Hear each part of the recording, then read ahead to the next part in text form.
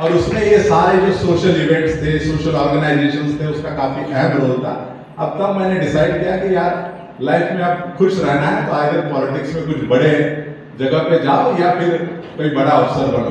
तो इस तरह से अफसर बनने का सपना मेरा कॉलेज के दिनों में, स्पेशली इस तरह की जो एक्स्ट्रा करिकुलर एक्टिविटीज होती थी उसके माध्यम से डेवलप हुआ था। आप लोगों को भी यही कहेंगे, कई सारे काम देहात से होंगे आपको। कई बार इस फेज में हम लोग आपको लाइफ में कहाँ जाना है ये सीरियसली सोचने का ये समय है। हम कई बार इस समय में अगर आप मेहनत नहीं करेंगे, इस समय में लाइफ को लेकर सीरियस नहीं होंगे, तो कई बार आपको जिंदगी में पछताना पड़ता है। और इसलिए मैं आपको जरूर कहूँगा कि ये भी पार्ट है, लेकिन आपको कहाँ जाना है ये सोच के आप जरूर सीरियसली घर जाके सोचिए। जैसे निकलिएगा आज तो एक आधा एक घंटा बैठिए और सोचिए कि अगले 5 साल के बाद हम कहाँ होंगे, क्योंकि भयंकर कंपटीशन है अगर आप अगल बगल में देखिएगा। लेकिन मैं ये दावे के साथ कह सकता हूँ कि ऐसे नहीं है कि उस कंपटीशन में गांव देहात में या किसी भी प्रदेश के किसी भी क्षेत्र में रहने वाले, किसी भी सोशल बैकग्राउंड से आने वाले बच्चों को कोई डिसएडवांटेज है। आप इक्वल प्लेटफॉर्म है। आप दिल्ली में बैठ के जो बच्चे पढ़ते हैं उतनी सुविधा आप चतरा के किसी कोने में अगर आपने मोबाइल का सही उपयोग कर रहे हैं इंटरनेट का, तो उतना ही मटेरियल आप भी एक्सेस कर सकते हैं। जरूरी है कि वो सोच आपके पास होनी चाहिए। आप पॉजिटिविटी रखिए। लाइफ में प्रॉब्लम्स आते हैं कई बार, हम लोग बहुत, मतलब मैं आपको बता दूं कि 2005 में मेरे फादर की डेथ हुई थी। मेरे फादर की साइकिल रिपेयरिंग की शॉप थी, मेरी माँ चूड़ी बेचती थी। और जब फादर की डेथ हुई, लास्ट में वो शराब के आदी हो गए थे, जो आप लोगों के भी बहुत सारे के घर में ही प्रॉब्लम होगा। तो बाद में उनकी हेल्थ काफी डिटोरेट हो गई थी और हमारे ब्लॉक हेडक्वार्टर में मैं 12th की पढ़ाई कर रहा था साइंस।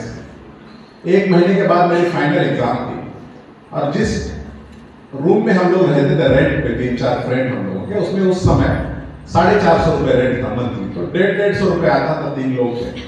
तो हम लोगों को उससे सस्ती एक रूम मिल गई, इसलिए हम लोग उसमें शिफ्ट हो गए। तो घर में किसी को पता नहीं था कि बच्चा रहे कहाँ पे रहा है, क्योंकि हमारा इंटरेक्शन जो था वो गांव से एक टिफिन लेके आता था, तो उससे हो जाता था, क्योंकि वो टिफिन लेके आके हम लोगों को घर पे पहुंचा देता था।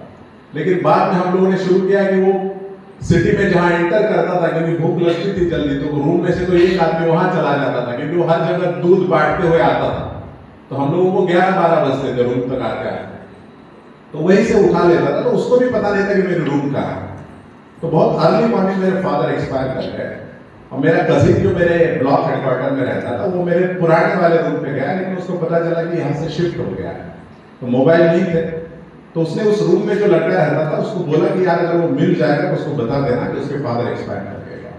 तो उस समय हम लोगों के यहाँ वाचनालय हुआ करते थे, रोड के साइड में अखबार पढ़ने के लिए। वो कंसेप्ट है कि सारे अखबार रखे रहते हैं, वहां लोग जाके बैठ के पढ़ता है। तो 9-9:30 बजे के आसपास में वो पढ़ रहा था, तब रोड से जाते हुए उसने मुझे देखा, मुझे कहा कि यार ऐसे ऐसे हुआ। तब मैं मेरी साइकिल लेके चला गया मेरे अंकल के यहाँ पे। वो बस स्टैंड जो था हमारा, उसके बगल में उनका आवास था। तो वहां जाने के बाद पता चला कि वो सब लोग गांव निकल गए थे। मेरे ब्लॉक हेडक्वार्टर से मेरे गांव की दूरी 13 किलोमीटर थी। 7 रुपए का किराया था हम लोगों को बस में, और मेरे पास वो आईडी कार्ड जो था उसमें मुझे 75% कंसेशन मिल रहा था। तो मुझे सिर्फ 2 रुपए रेंट, मतलब भाड़ा पड़ता था किराया बस के। बट अनफॉर्चुनेटली उस समय मेरे पॉकेट में 2 रुपए भी नहीं थे। तो हम 15-20 मिनट वहीं पे रोते हुए बैठ गए। फिर बगल वाला एक लड़का आया, उसने मुझे पूछा, उससे मैंने कुछ पैसे लिए और फिर मैं गाँव चला गया। ये मैं इसलिए बता रहा हूँ कि कई बार हम लोग इतने बहाने बनाते हैं कि नहीं यार हमारा कुछ हो नहीं सकता, हम इतनी डिफिकल्टीज फेस कर रहे हैं, तो वो नहीं होना चाहिए। ये मैं अब बता रहा हूँ, अब इसलिए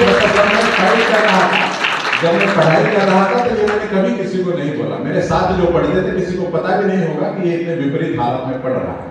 लेकिन अब जब मैं बना हूं तो आपको इसलिए बता रहा हूं कि हालात खराब होना ये निगेटिव चीज नहीं है। मैं तो ये कहा करता हूं कि विपरीत हालात से बढ़कर सबसे मतलब बेहतरीन प्रेरणा और दूसरी मोटिवेशन कोई नहीं हो सकता। तो आप अपने हालात को प्रेरणा बनाइए और सोचिए कि हम कर सकते हैं। पॉजिटिव एटीट्यूड रखिए छोटी छोटी चीजों में, क्योंकि अगर आपको ऊंचाई तक जाना है तो प्रॉब्लम्स आएंगे, समस्याएं आएंगी, लेकिन हर प्रॉब्लम का समाधान होता है। आपको वो सोचना होगा कि इस प्रॉब्लम का सोल्यूशन क्या है।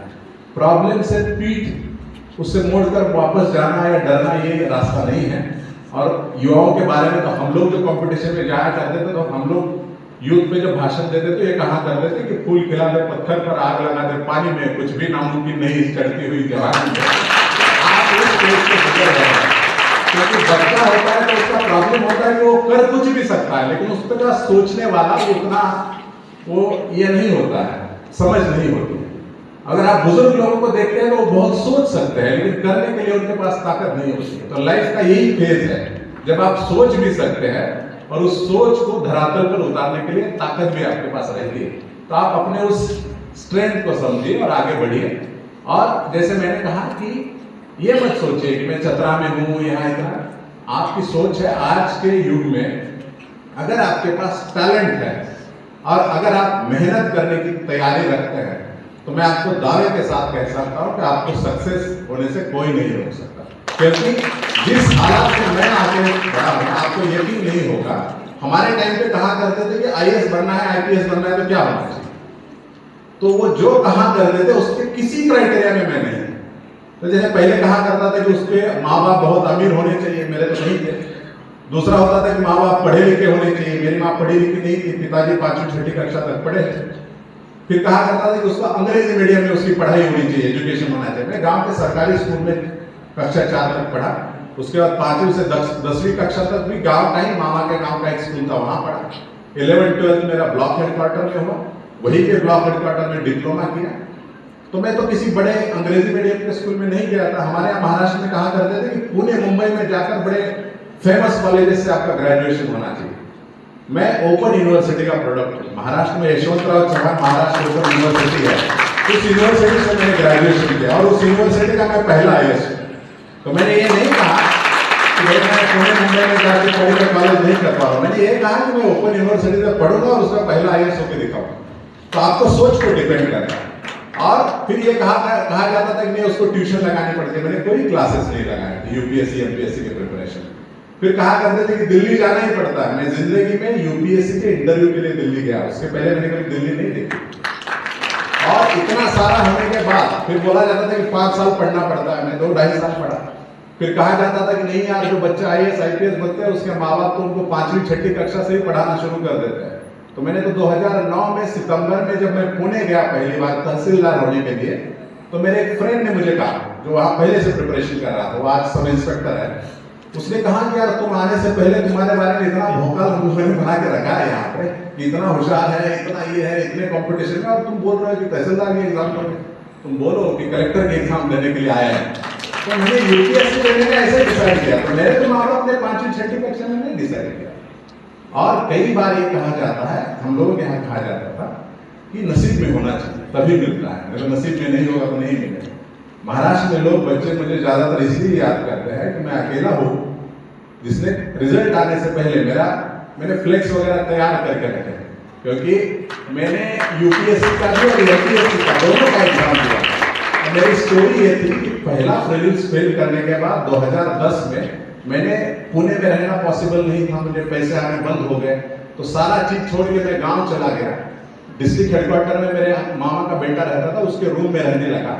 वहां से इलेक्शन लग गया गांव में, सारा छोड़ दिया और गांव का इलेक्शन में माँ को खड़ा कर दिया 2010 में, सितंबर अक्टूबर की बात है। मुखिया के चुनाव में खड़ा कर दिया। 7 लोगों के हमारे यहाँ मेंबर रहते थे।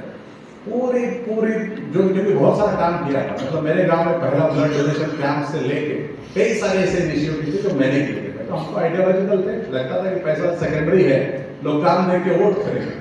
और रिजल्ट जब आया 23 अक्टूबर 2010, मैंने अपने लाइफ में जो किताब लिखी उसमें कहा कि वो दिन मेरे लाइफ का टर्निंग पॉइंट है। उस दिन रिजल्ट आया, जहाँ काउंटिंग होता है वहां हम लोग पूरी तैयारी के साथ गए थे, पूरा गुलाल वगैरह के बोरे भर के, पूरे पटाखे वगैरह लेके कि हम ही लोग जीत रहे हैं। 7 लोग खड़े थे हमारे पार्टी के, इंक्लूडिंग मेरी माँ। रिजल्ट आया, 7 में से 7 हार गए, एक में नहीं। तो 23 अक्टूबर को गांव गया, इमोशनल आदमी हूं मैं, वहां जाके भाषण दिया इमोशन में और कहा कि आज रिजल्ट नहीं आया, आज हम लोग रैली नहीं निकाल पाए, अब तब निकालेंगे जब मैं क्लासरूम अफसर बनूंगा। आज गांव से बाहर जा रहा हूं, अब उसी दिन गांव में पैर रखूंगा जिस दिन अफसर बनूंगा, और वो भी रैली के साथ फिर गांव में वापस आऊंगा। 23 अक्टूबर 2010 से लेकर 12 मई 2012 तक लगभग 18 महीने मैंने गांव का मुंह नहीं देखा।